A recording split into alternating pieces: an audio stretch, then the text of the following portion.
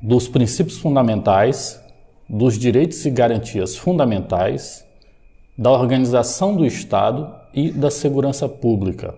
No caso, são artigos que são espalhados aí na Constituição, mas que constam no edital do concurso e que servem para embasar o seu estudo. Hoje nós vamos começar falando dos princípios fundamentais que estão contidos no artigo 1º ao 4º da nossa Constituição Cidadã, certo?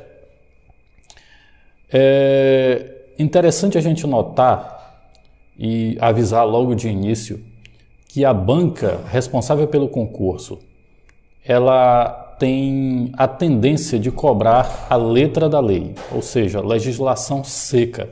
Então é importante, mesmo que você esteja acompanhando essas videoaulas, que você fique atento à questão da legislação, faça a leitura frequentemente para guardar na memória esses dispositivos que constam no edital.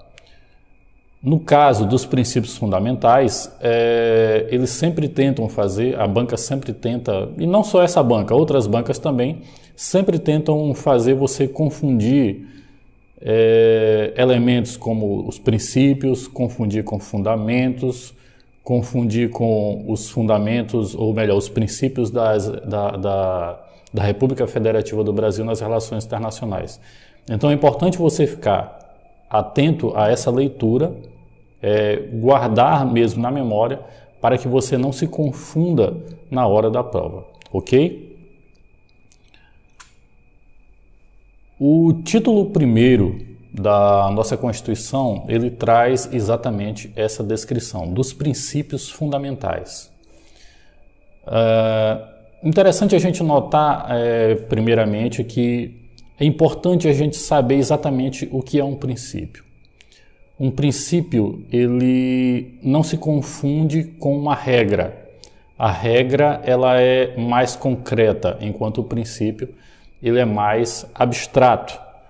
Ou seja, regra e princípio são normas, a gente pode dizer assim, mas eles são um pouco diferentes.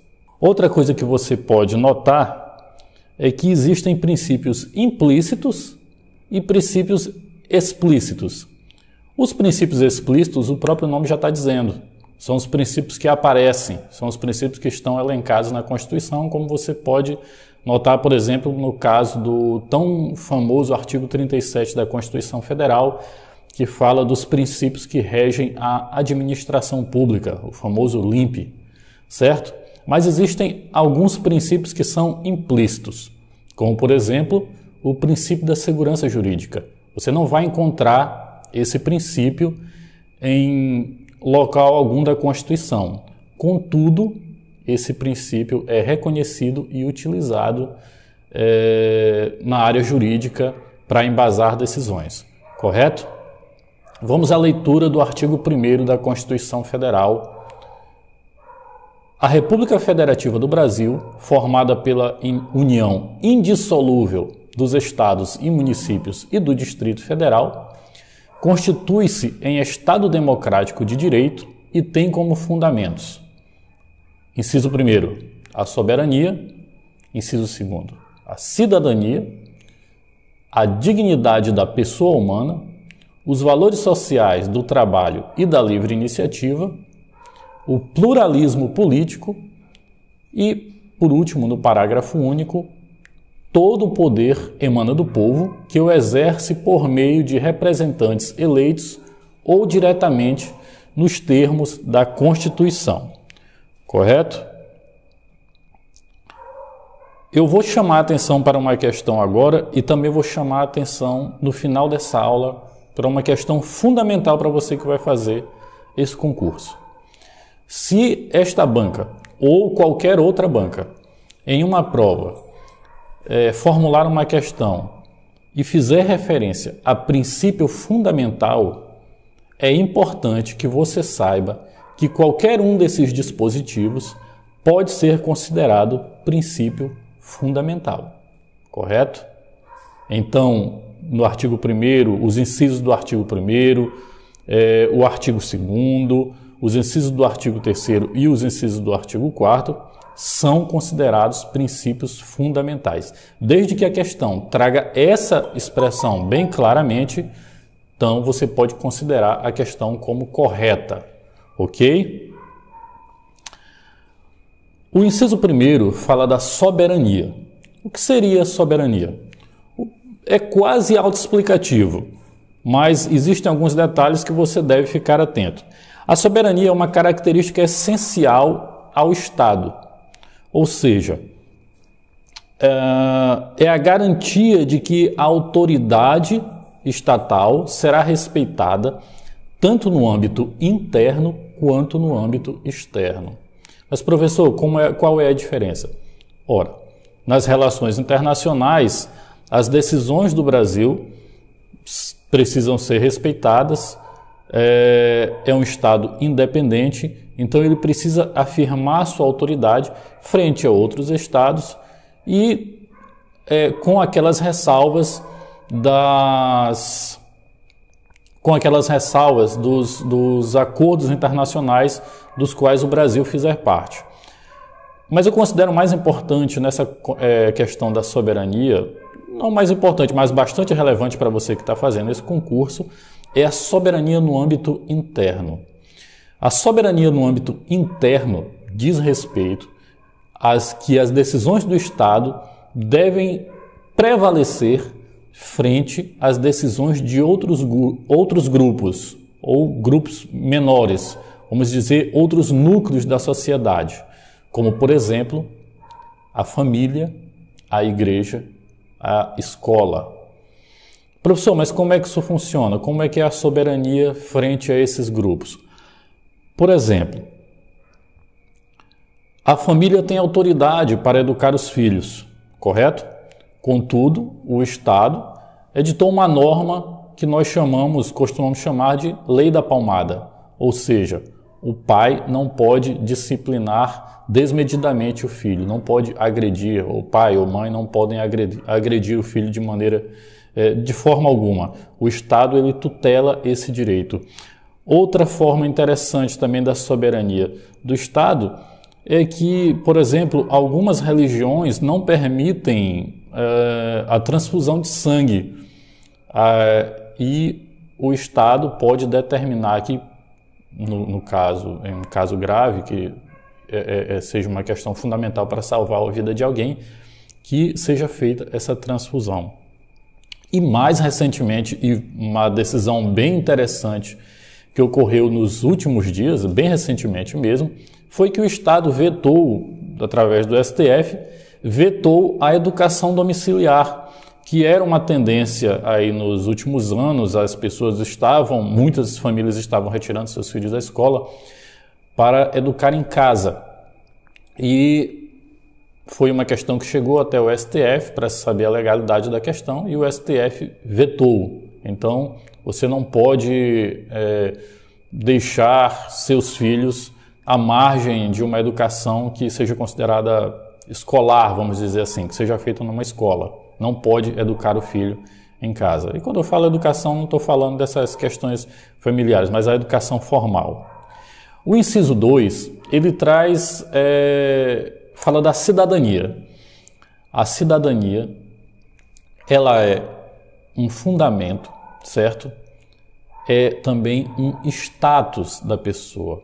Ela está intimamente relacionada à vida política do cidadão.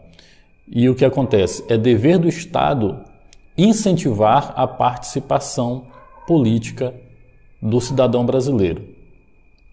O inciso 3º, que é a dignidade da pessoa humana, nós podemos tranquilamente chamar a dignidade da pessoa humana hoje de princípio supremo.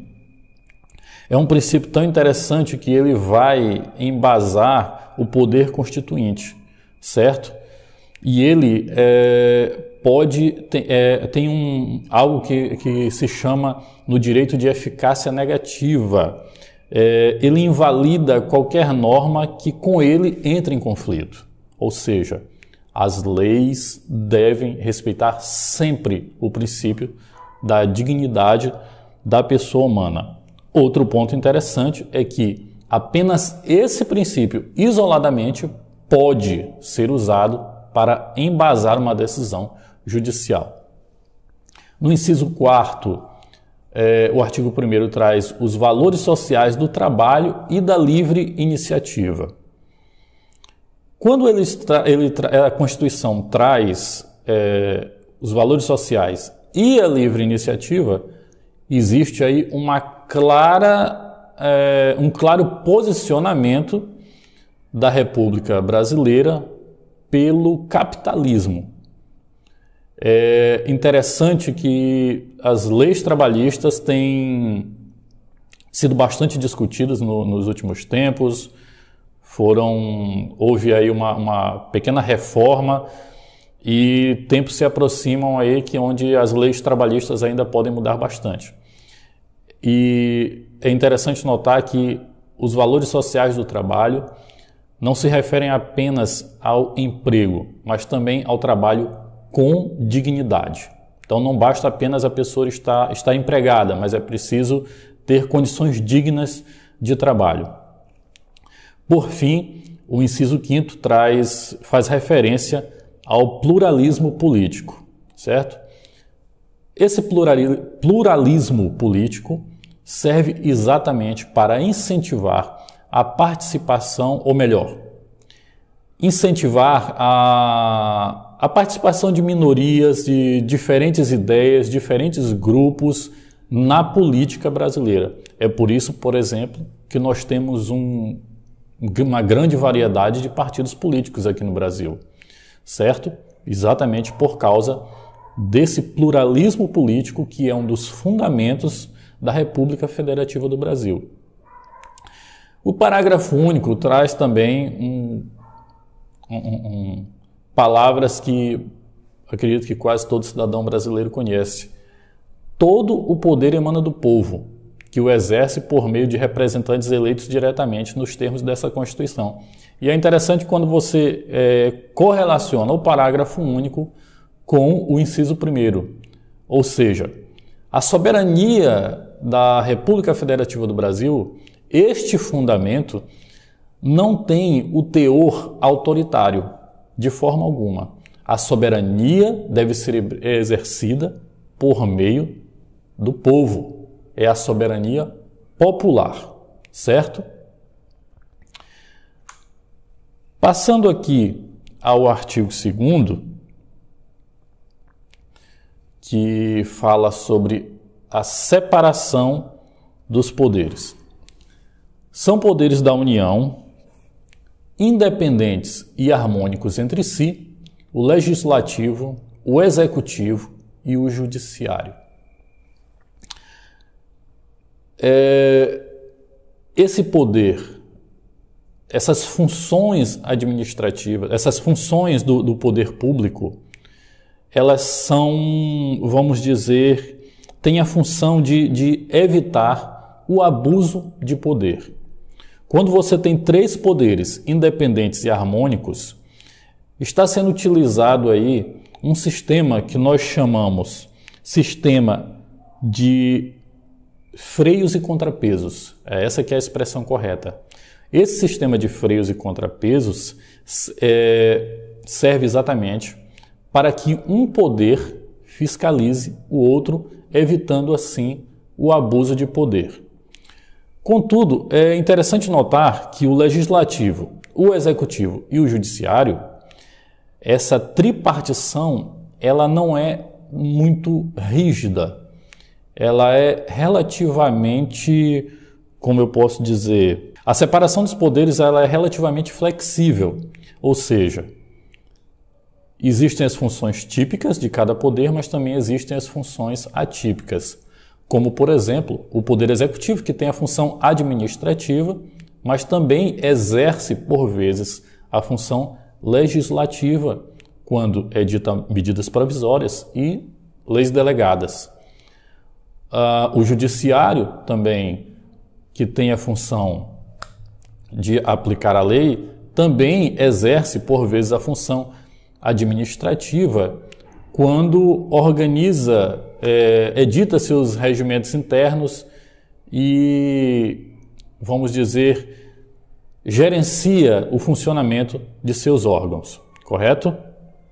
Então, é importante lembrar que essa separação, os poderes, apesar de serem independentes, eles têm uma separação que é relativamente flexível, ou seja, existem as funções típicas de cada poder, mas também existem as funções atípicas. O artigo 3º fala dos objetivos fundamentais da República Federativa do Brasil. Cara aluno, é importante que você lembre sempre, memorize essa questão. Fundamentos, lá do artigo 1º, os fundamentos, ou seja, o alicerce. Eu vou até voltar um pouco aqui o slide para mostrar para você. O fundamento é o alicerce, é a pedra fundamental, são os valores que serviram para os valores que embasaram o poder constituinte. Ou seja, a soberania, a cidadania, a dignidade da pessoa humana, os valores sociais do trabalho e da livre iniciativa e o pluralismo político. Fundamentos, certo? Aí vem o princípio da separação dos poderes. Mais à frente, no artigo 3º, os objetivos fundamentais. Saiba disso, a banca vai tentar lhe confundir, fazendo com que você confunda um fundamento com um objetivo ou vice-versa.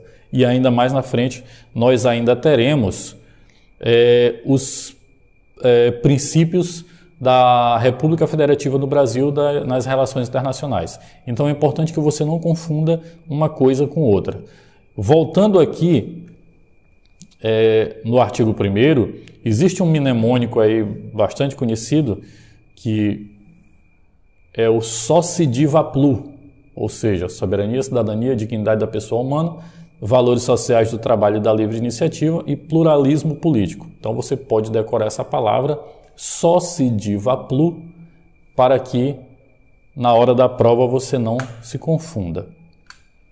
Voltando ao artigo 3º, os objetivos fundamentais da República Federativa do Brasil são construir uma sociedade livre, justa e solidária, garantir o desenvolvimento nacional, erradicar a pobreza e a marginalização e reduzir as desigualdades sociais e regionais, promover o bem de todos, sem preconceitos de origem, raça, sexo, cor, idade e quaisquer outras formas de discriminação. Existe um mnemônico também para esse artigo que é o Conga Erra Pro, certo? Conga Erra Pro. Mas falando aqui um pouco mais detalhadamente sobre o artigo 3º, você vê como esse artigo ele se relaciona intimamente com um dos fundamentos da República Federativa do Brasil, que é exatamente a dignidade da pessoa humana. Você veja que aqui o bem comum é o tema central. Quando você fala em construir uma sociedade livre, justa e solidária, fala em erradicar a pobreza e a marginalização e reduzir as desigualdades, claramente você está falando de igualdade, mas não apenas da igualdade formal, aquela que diz lá que todos são iguais perante a lei, mas também a igualdade material. Ou seja, é o Estado se posicionando no intuito de diminuir essas desigualdades, essas disparidades que assolam a sociedade brasileira, como, por exemplo, a miséria, o analfabetismo e os preconceitos, esse tipo de coisa. Como o Estado age para diminuir esse tipo de coisa? Com algo que nós chamamos de ações afirmativas. Por exemplo, caro aluno, você que é aluno de escola pública, muitas vezes negro, e no seu contexto, na sua rotina, você tem dificuldade de ingressar numa faculdade pública. ingressar numa faculdade particular. Às vezes, na sua rotina massacrante de trabalho e estudo, certamente você está em uma luta desigual com muitos que são mais abastados, vamos dizer assim. E o que acontece? Certas ações afirmativas, como por exemplo as cotas raciais, elas servem para tentar diminuir essa desigualdade e colocar as pessoas ombro a ombro, ou seja, numa luta mais justa, certo? Então, as ações afirmativas elas se resumem em programas sociais, em previsão de cotas, em concurso público e universidade. Sim, também no concurso público, hoje em dia, nós temos a previsão de cotas e pode ser que até você, cara aluno, vá se utilizar dessa previsão, certo? Isso já é um entendimento firmado do STJ, que o uso das ações afirmativas deve servir para melhorar, ou melhor, para diminuir a desigualdade e alcançar uma sociedade mais justa, certo? Por fim, nós temos o artigo 4º da Constituição, que fala sobre as relações internacionais, ou melhor, os princípios que regem a República Federativa do Brasil nas suas relações internacionais. Vamos ler o artigo. A República Federativa do Brasil rege-se nas suas relações internacionais pelos seguintes princípios: a independência nacional, a prevalência dos direitos humanos, a autodeterminação dos povos, a não intervenção, a igualdade entre os Estados, a defesa da paz, a solução pacífica dos conflitos, o repúdio ao terrorismo e ao racismo, a cooperação entre os povos para o progresso da humanidade, a concessão de asilo político e, por fim, no parágrafo único, a República Federativa do Brasil buscará a integração econômica, política, social e cultural dos povos da América Latina, visando a formação de uma comunidade latino-americana de nações. Interessante esse parágrafo único, nós vamos já voltar a ele. De início, é importante dizer que esse artigo 4º, belíssimo artigo por sinal, ele emerge como fruto de um contexto histórico de muita luta. Nas décadas de 40 e 50, 60, o mundo esteve mergulhado em várias guerras, e principalmente a Segunda Guerra Mundial. E como consequência disso, você vê que esses princípios que estão expressos na Constituição, eles estão intimamente relacionados a um desejo da manutenção de paz e independência, certo? Uma das consequências, por exemplo, da Segunda Guerra Mundial e de outras guerras que vieram depois foi exatamente a independência das colônias, principalmente nessa época das colônias que estavam na África. E aí, então, veja só, esses princípios, se você ler com atenção, você vai notar que existe uma relação íntima desses incisos com um contexto, com um desejo de manutenção de paz. O inciso 2 é interessante, especialmente porque nós sabemos de todo o horror que foi praticado na Segunda Guerra Mundial, mais especificamente, mas não apenas, mas mais sabidamente contra os judeus, o Holocausto, os campos de concentração de judeus, mas existiu também campos de concentração na Rússia. E aí você vê que no inciso 2º fala que as relações internacionais devem ser regidas pelo princípio da prevalência dos direitos humanos. Ou seja, a Constituição brasileira afirmando que as atitudes do Estado devem se pautar sempre nos direitos humanos. Também na autodeterminação dos povos, ou seja, o princípio autodeterminação dos povos e não intervenção, ou seja, princípio basilar da nossa Constituição respeitar outros estados e suas decisões e não intervir. A defesa da paz, solução pacífica de conflitos, repúdio ao terrorismo e racismo, que são fenômenos não novos, mas muito presentes na idade contemporânea. A cooperação entre os povos para o progresso da humanidade, que infelizmente isso não vem ocorrendo com muita frequência, e a concessão de asilo político. No parágrafo único, antes de passar ao parágrafo único, vou repetir mais uma vez que é interessante que você mantenha a sua leitura atualizada e decore, memorize realmente, tente chumbar esses incisos na sua memória e saber exatamente diferenciar o que é fundamento, o que é princípio, para que a banca não consiga lhe confundir. Uma dica: no parágrafo único, fala que a República Federativa do Brasil vai buscar a integração econômica, política, social e cultural dos povos da América Latina. É costume, e pode ser, que na sua prova a banca faça uma pergunta e troque a expressão América Latina por América do Sul. Caso isso aconteça, errado, caro aluno. A expressão correta e que você deve considerar como correta na prova é América Latina, não apenas América do Sul. Ok?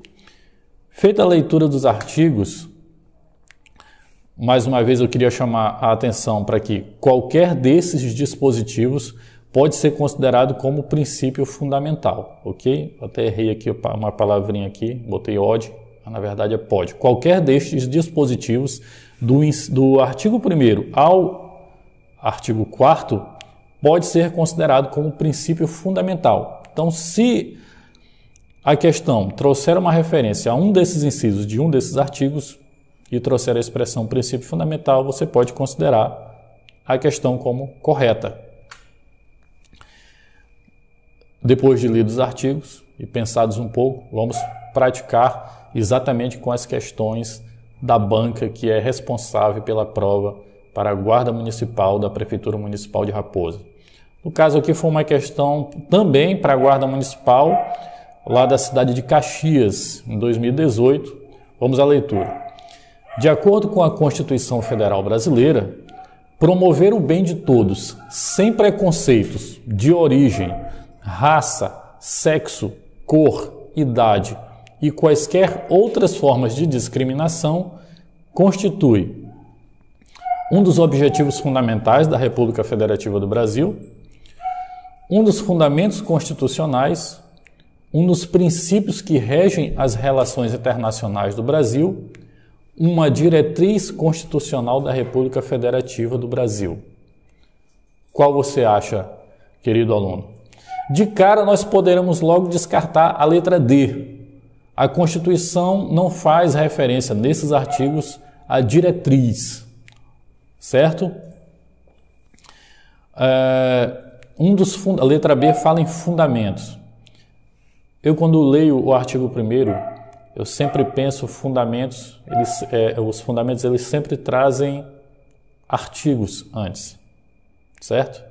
E aqui você tem claramente verbo na questão, que é promover o bem de todos sem preconceito de origem, raça, sexo, cor e idade, certo? Então, qual seria a resposta correta?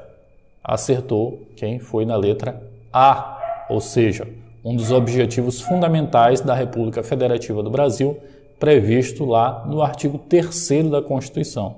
Mais uma vez eu reforço, leia a Constituição e você não vai errar nenhuma questão nessa prova. Outra questão cobrada, também para a Guarda Municipal, mas dessa vez na Prefeitura de São Benedito do Rio Preto, foi a seguinte: a República Federativa do Brasil, formada pela união indissolúvel dos estados e municípios e do Distrito Federal, constitui-se em Estado democrático de direito e tem como fundamentos, olha aí, artigo 1º, hein? Exceto Ou seja, você vai marcar aí a exceção, certo? Vamos lá então. Letra A, soberania. Lembra lá? A soberania. Letra B, dignidade da pessoa humana. Lembra novamente, o artigozinho antes, a dignidade da pessoa humana. Letra C, valores sociais do trabalho e da livre iniciativa. Também lá tem um artigo antes, os valores sociais do trabalho e da livre iniciativa. Letra D, federalismo. E letra E, cidadania. Ora, claramente aqui, questão fácil, se você fez a leitura do artigo, não tem como errar, certo? Por quê? Claramente, resposta, letra D de dado. O federalismo, ele está previsto no artigo 1º da Constituição, não tenha dúvida, mas não está previsto como um fundamento da República Federativa do Brasil, certo? Não está elencado em nenhum dos incisos, ok? Então, gabarito letra D, resposta errada, no caso aí é a exceção que a questão está pedindo, resposta seria letra D, de dado. Outra questão, também para a Guarda Municipal da Prefeitura de São Benedito do Rio Preto, em 2016. De acordo com o artigo 3º da Constituição Federal de 1988, são objetivos fundamentais da República Federativa do Brasil, exceto... Gente, caro aluno, sempre tenha cuidado, não faça a prova afobado. Tenha calma, respire fundo na hora. Quando você for fazer a prova, lembre que você se preparou para aquilo, você não vai ter pressa, você vai ter calma, certo? Não deixe uma palavra dessa passar em branco, porque isso vai fazer toda a diferença no seu resultado final. Então, exceto, fique atento às exceções. A questão pede objetivos, exceto, ou seja, alguma coisa que não seja objetivo fundamental. Letra A, construir uma sociedade livre, justa e solidária. Letra B, garantir o desenvolvimento nacional. Letra C, promover o bem de todos sem preconceitos de origem, raça, sexo, cor, idade e quaisquer outras formas de discriminação. Letra D, reduzir a pobreza, a marginalização e erradicar as desigualdades sociais e regionais. Atenção aí, caro aluno. Veja, se você leu o artigo, você vê que já passou coisa errada aí. E letra E, igualdade entre os estados. Ora, você está falando de igualdade entre os estados? Pronto, você já matou aí uma parte da questão. A igualdade entre os estados é um dos princípios que regem a República Federativa do Brasil nas suas relações internacionais. Então, logicamente, a resposta aí seria letra E, não é verdade? Mas por que então não seria apenas a letra E? Então, caro aluno, a letra D da questão traz a expressão reduzir a pobreza e a marginalização e erradicar as desigualdades sociais e regionais. Se você leu o artigo, você imediatamente vai verificar que houve aí, a banca simplesmente trocou as bolas. Errou a expressão, quando na verdade deveria ser não reduzir a pobreza, mas sim erradicar a pobreza e a marginalização, e no lugar aqui de erradicar as desigualdades, reduzir as desigualdades sociais e regionais. Então, houve uma troca aí dessas expressões, a questão claramente deveria ter sido anulada, correto? Mais uma questão da Prefeitura de São Benedito do Rio Preto, mais uma vez para a Guarda Municipal. A República Federativa do Brasil rege-se nas suas relações internacionais por vários princípios, verdade, são vários mesmo. Marque a alternativa que não contém um princípio que a República Federativa do Brasil adota nas suas relações internacionais. Verifique que mais uma vez aqui nós estamos buscando a exceção. Então, letra A, defesa da paz. Letra B, intervenção.